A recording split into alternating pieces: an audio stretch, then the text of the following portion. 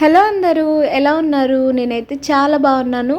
మళ్ళీ ఇంకో రెసిపీతో మీ అందరి ముందుకైతే వచ్చేసాను.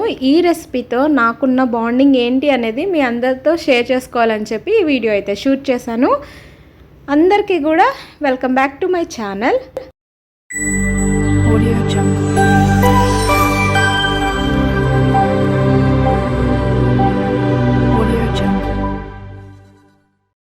క్యారెట్ ఫ్రై కాకుండా కర్రీ కాకుండా మిడిల్లో చేస్తా అనమాట.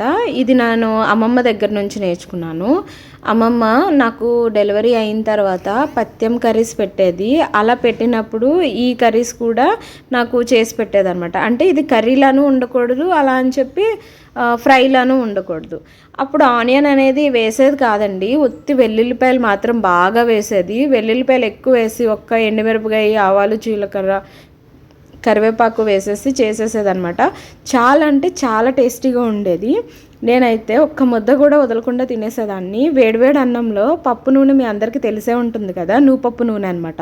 ఆడించిన నూపప్పు నూనె తెచ్చి కర్రీస్ అన్నిటికీ డెలివరీ అయిన వాళ్ళకి యూజ్ చేస్తారు. ఆ వేడివేడి అన్నంలో ఆ పప్పు నూనె వేసుకొని కొంచెం క్యారెట్ ఫ్రై వేసుకొని కలుపుకొని మొదటి ముద్ద పెట్టుకుంటే అమృతంలా అనిపించేదనమాట. ఎంత బాగుండేదంటే చాలా ఇష్టంగా తినేదాన్ని.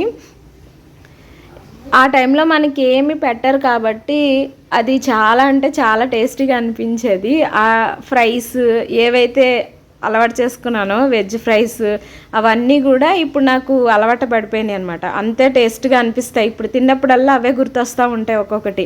ఈ క్యారెట్ ఫ్రైతో నాకున్న రిలేషన్ అయితే ఇది. చిన్నతనంలో కూడా ఒక పని అయితే జరిగింది. ఏంటంటే అది కూడా మీ అందరితో షేర్ చేసుకుంటాను. మా ఇంటికి కూరగాయల అంకుల్ వచ్చేవాడు అనమాట.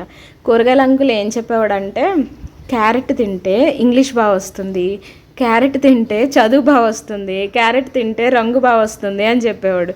మేమైతే నిజమే అనుకొని ఇంట్లో గొడవ చేసి మరి క్యారెట్లు తీసుకోమని చెప్పి బాగా తినేవాళ్ళం అనమాట అవి. కానీ పెద్ద ఎదిగే కొద్దీ కూడా అర్థమైంది ఏంటంటే అంకుల్ చెప్పిందన్నీ అబద్ధం చెప్పి కూరగాయలు అమ్మేసుకుంటున్నావు అంకుల్ అని చెప్పి అనేదాన్ని. ఆయన నవ్వుకునేవాడు అనమాట. ఇలా చెప్పకపోతే మీరు ఎవరు తీసుకోరు కదమ్మా, మీరు ఎవరు తినరు కదమ్మా అని చెప్పి అనేవాడండి. నాకు ఈ క్యారెట్స్ చూసినప్పుడల్లా అంకుల్ గుర్తొస్తారు. చాలా మంచి ఆయన, చాలా బాగా మాట్లాడతారనమాట.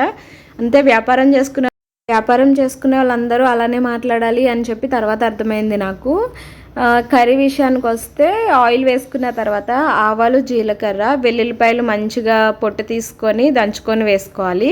ఎండుమిర్చి, కరివేపాకు వేసుకొని కొద్దిగా శనగపప్పు, మినపప్పు ఇష్టం ఉన్న వాళ్ళు అది కూడా వేసుకొని మంచిగా వేయించేసుకోవాలి.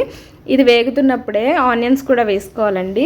ఈ ఆనియన్స్ వేసుకోవడం వల్లనే మనకి ఏమవుతుందంటే కొంచెం అంటే ఫ్రైకి అయితే మనం చిన్న పాయ వేస్తాం కదా, అలా చిన్నగా కాకుండా కొంచెం మీడియం సైజులో ఉన్న పెద్ద పాయ వేసుకోవడం వల్ల అందులోంచి వాటర్ వేయక్కర్లేకుండానే గ్రేవీ అనేది మనకి వాటర్ వస్తాయన్నమాట. వాటర్ రావటం వల్ల ఇది దగ్గరగా మగ్గి కర్రీ టైప్ అవుతుంది.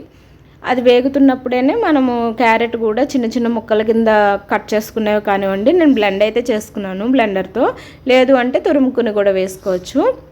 వేసుకొని ఉప్పు వేసుకొని మంచిగా కలిపెట్టేసుకొని మూత అయితే పెట్టుకోవాలి. సిమ్లోనే ఈ ప్రాసెస్ మొత్తం జరగాలన్నమాట. ఇలా సిమ్లో చేసుకోవడం వల్ల ఆవిరికి క్యారెట్ అనేది మగ్గుద్ది.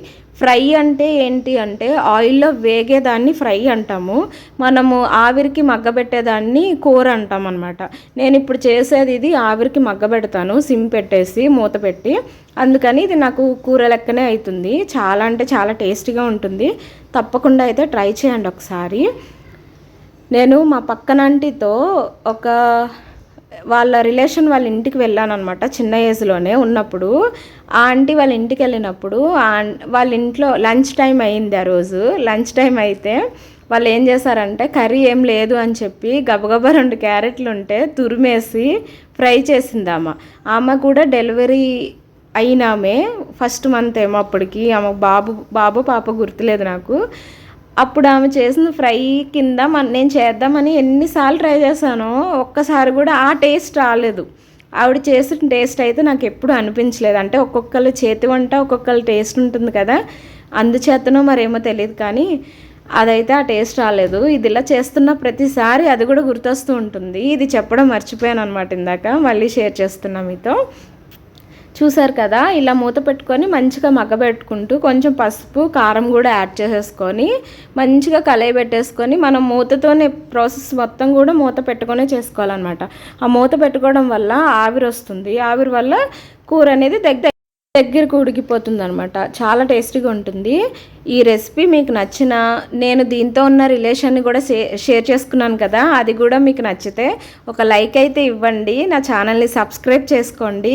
కొత్తగా చూస్తున్న వాళ్ళందరూ కూడా తప్పకుండా సబ్స్క్రైబ్ చేసుకోండి. పక్కన కనిపిస్తున్న బెల్ బటన్ అయితే ఆన్లో ఉంచుకోండి. నేను చేసే వీడియోస్ అన్నీ మీకు నోటిఫికేషన్లో వస్తాయి. ఈ రెసిపీ ఎలా ఉంది అనేది చేసుకున్న వాళ్ళందరూ కూడా కామెంట్ చేయండి. మీరు మీ ఇంట్లో ఎలా చేసుకుంటారు అనేది కూడా నాకు కామెంట్లో తెలియచేయండి. థ్యాంక్ యూ సో మచ్ అండి నాకు ఇంత సపోర్ట్ చేస్తున్నందుకు. ఒక లైక్ అయితే తప్పకుండా ఇవ్వండి. మీరు లైక్ ఇవ్వటం వల్ల నాకు ఇంకా వీడియోస్ చేయడానికి చాలా బాగుంటుందన్నమాట. Thank you so much watching this video.